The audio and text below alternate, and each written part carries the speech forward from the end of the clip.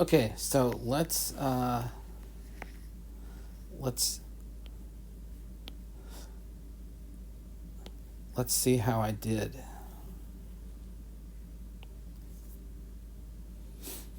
Um,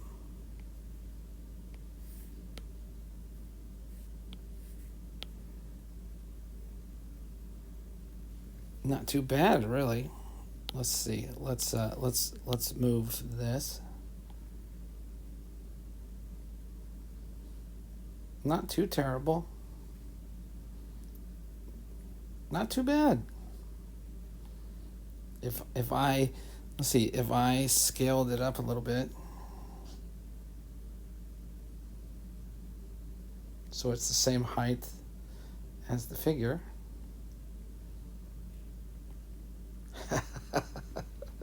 That's not too terrible. Not too terrible. The Yeah, all right.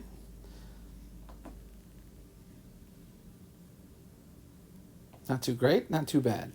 So let's have a look at the process, right? Let's have a look at. So when I first started, one of the first things I did was try to get the angle of the shoulder, right?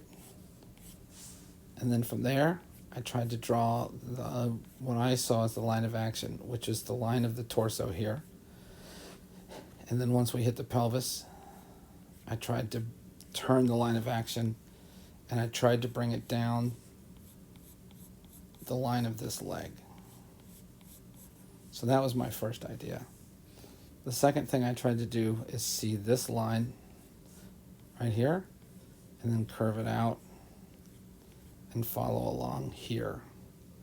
But then you really need to know the relation of this curve here to this curve here. You need to know where, when this line curves, you need to know where in relation this line curves, right? So that's why I started marking, like, okay, belly button. And I usually put a line like, okay, so this is where the belly button is. And then I start marking like, okay, this is, might be where the underwear is, or lower cut underwear, something like that, right? And then from there I can usually extrapolate, all right, this is an approximation of where the crotch is going to be. And then from there I back out and I'm like, okay, so if that's the case, so then the hips coming up here, and this is where the pelvic bone will be, right here. And then so I can curve back around. So then from there I go back to the other side and I start bringing in this line, seeing in my head the shape of the torso, and doing the same thing here. So you have where to bring that back out. So you know what? Let's make another layer, and let's make this.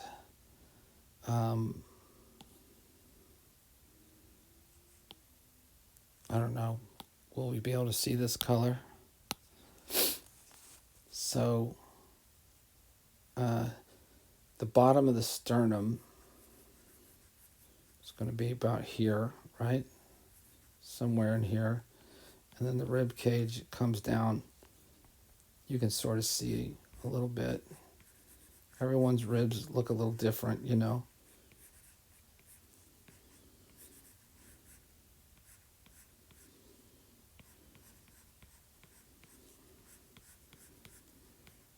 Her clavicles here. So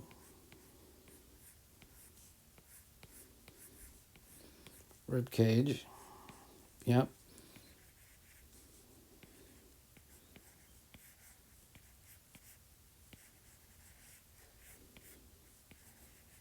So the pelvic bone is kind of high on the sides, and then dips down in the back and the front. A little more in the front than the back. So your pelvic bone is in here. Kind of straighten up my big sloppy drawing.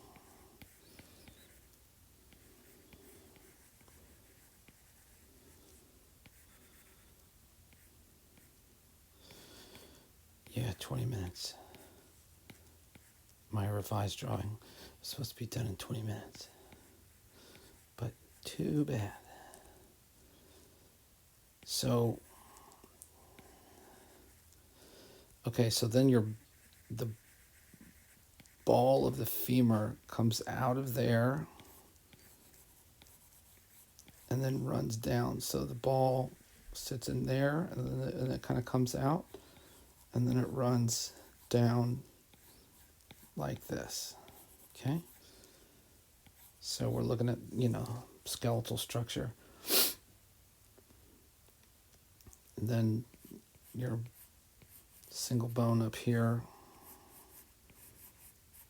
same sort of idea, sort of a ball joint. And then you have two bones here that twist and turn. Same thing. You've got several bones in the knee here with a small one on top and then a couple underneath that. And then there's two bones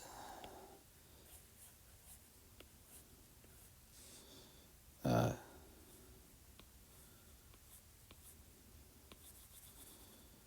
the lower leg, just like there are in the lower leg, just like there are in the lower arms. So your spine comes down in between, obviously. Your tailbone's, right down there, close to the top of your butt. And then comes way up in there, and then back out to the base of the skull up in there. And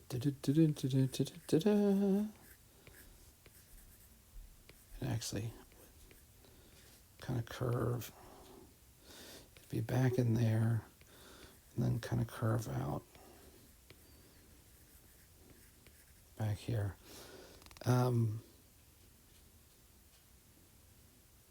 There was a point to all this. there was a point here somewhere. It had to do with the curves, understanding the curves. The rib cage dictates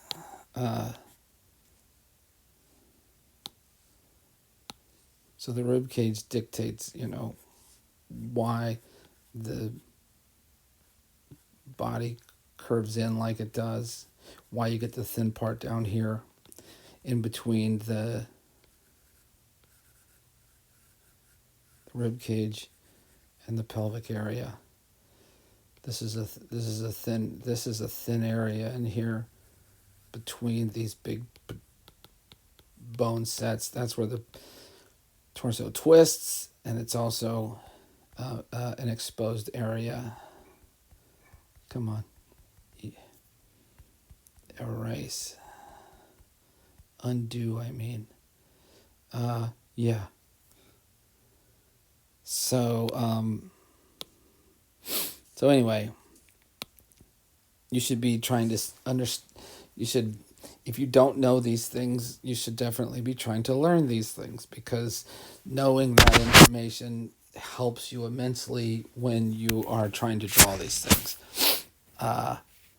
Yeah. So in my freshman year of art school, not only were we doing gesture drawings and stuff, but you're also doing drawing skeletons and learning, skeletal anatomy as well as bodily anatomy and stuff like that. So, and then eventually, after enough years, it all comes together. Men, women, everyone's different. Sometimes a lot of people tend to draw everybody the same, where you have this rib cage and then the abdominal muscles sit underneath, sitting in here in this rib cage. But you can tell with this woman that is not the same with thin people, especially thin women. You get this, as you can see with her, you get this, the abdominal muscles. Their rib cage is thin enough. They're thin enough if you look at them sideways from front to back, that the abdominal muscles actually just start to sit right on top of all of this. So you don't even see their rib cage as much. You just actually see the abdominal set right on top of all of that. As you can see here.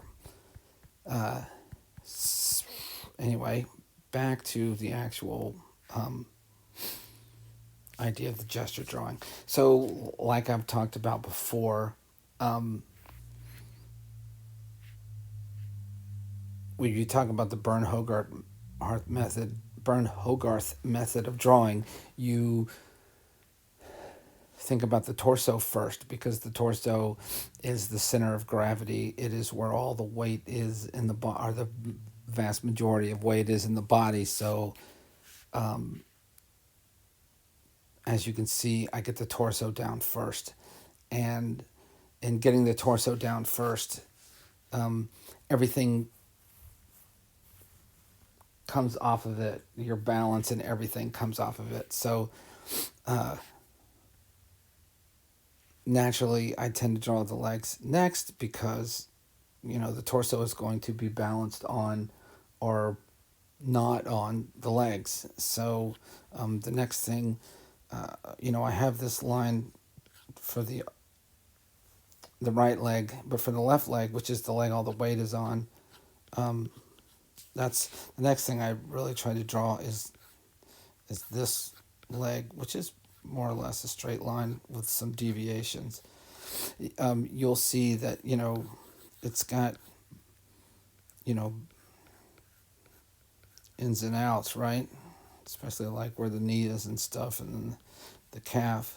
But what you'll notice is all those bumps and stuff kind of come in and out of and back to a straight line.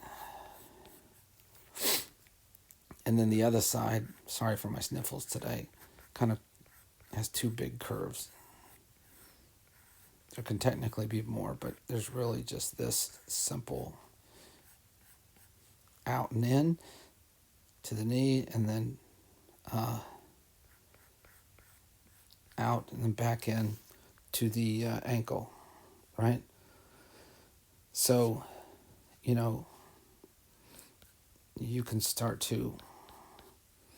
you can keep it simple and then add a little bit of work as necessary to give a little bit more shape, going a little out and then a little back in, but coming back to that line that you drew,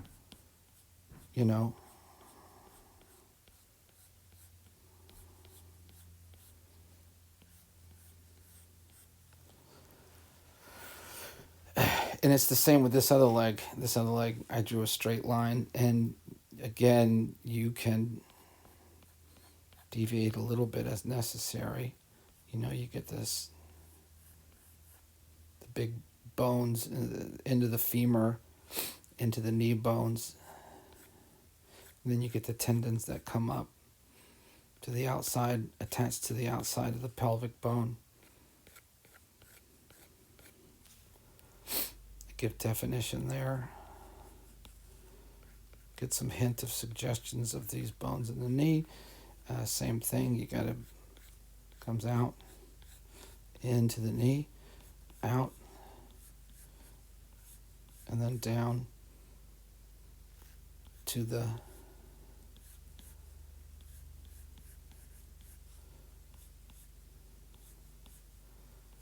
down and then out to the ankle. Now you'll notice, when you have curves on the lower legs, the curve that comes out to the inside of the calf is lower than the curve on the outside of the calf. That's why you get lines like this. Yeah. Also, as I've pointed out before, the inside ankle is always higher than the outside ankle. So you kind of get the opposite line going as you did. That's because, your foot can bend so that the sole of your foot can face this way, but it can't really face outward very well. So I usually get that. Then I probably go in and do the arms, and then maybe come back to the feet, and then the hands. So I really go from the small to the big. I mean, the big to the small. That's just generally how I do it. I get the general idea. Usually, I try to get the general idea, and then I would add a little bit of shape for the shoulder. She has nice shoulders. And then I was mentioning how there's more foreshortening. So you try to get those wrists in the right place, and they were right like where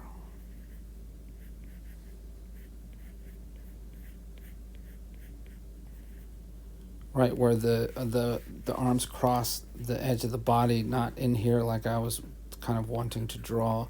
And that's really important, because when you think about how much space the palms of the hands take up, so that then the fingers can meet, like, especially because she's got the one hand holding the fingers on the other hand.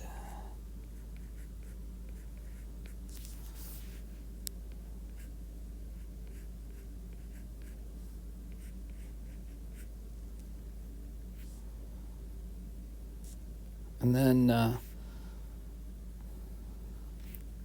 so her weight's on this leg. So as you can see where the torso is, let's do yet another layer.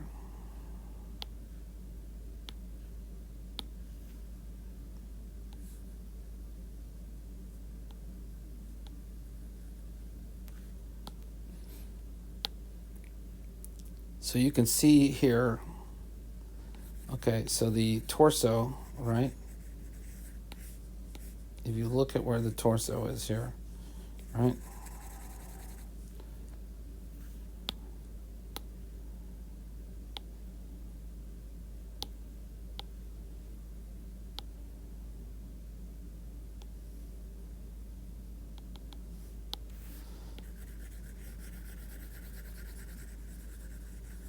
Okay, so if you see where all the weight is here on the torso, you know that the weight that holds that up has got to be more or less centered underneath it to balance it. And so where's this foot? It's just off center to the left of it, right? So even though it's almost centered, the body would still tend to want to tilt this way. But luckily, she's got her second foot right here off to the right to capture that tilt. So this body is nice and balanced. So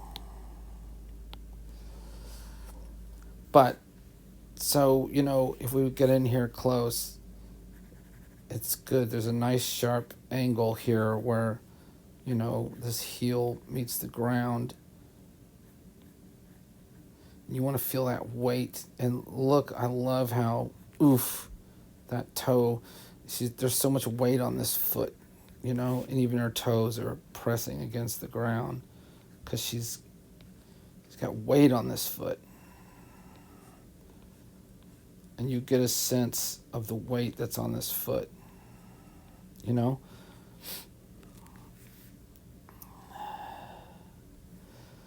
then over here,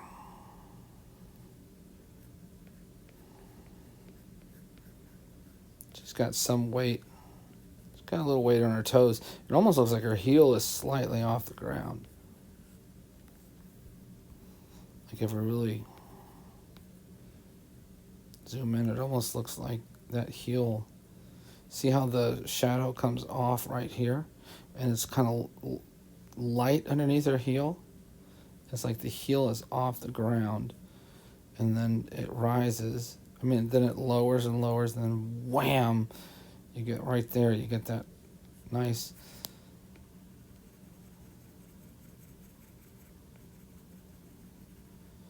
Shadow would be harsher underneath there if her heel is actually touching, I think.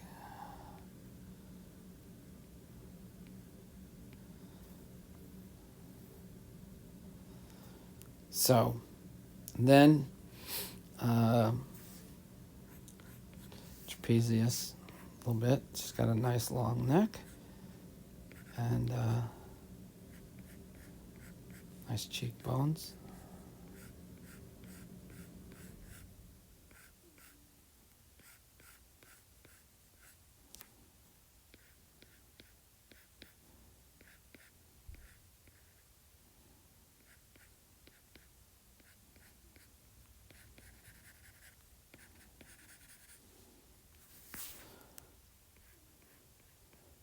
A little bit of a smile.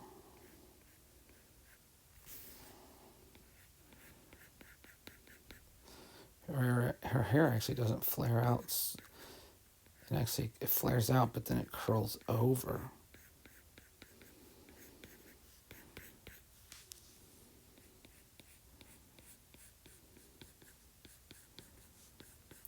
And then notice how the very last thing I did was, things like breasts, because especially in a gesture drawing, that is the last kind of detail that you're worried about. You're worried about balance and pose and,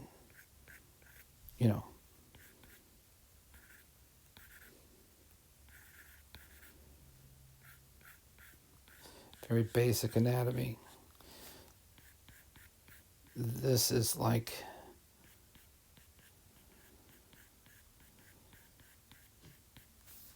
beyond the scope of any kind of basic gesture drawing.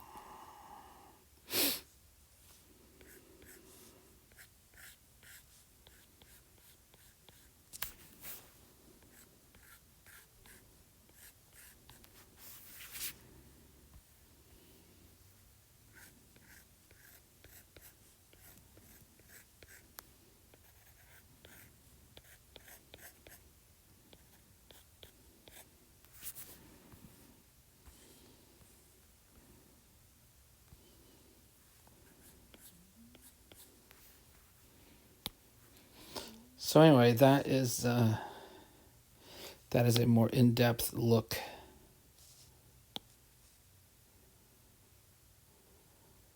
at the process that goes through my mind when trying to do, my gesture drawing.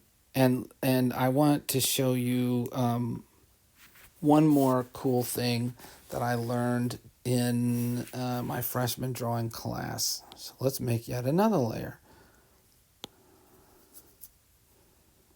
What color should we make this layer?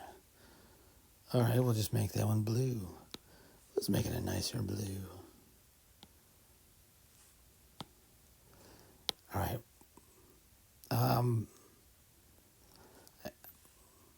Okay, so. Okay.